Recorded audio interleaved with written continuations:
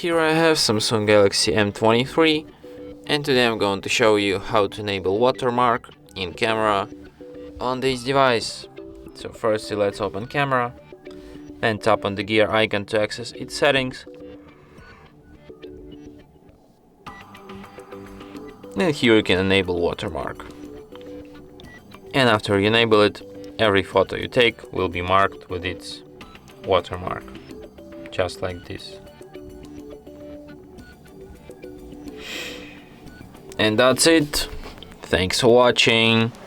If you find this tutorial useful, don't forget to hit that like button and subscribe to our channel.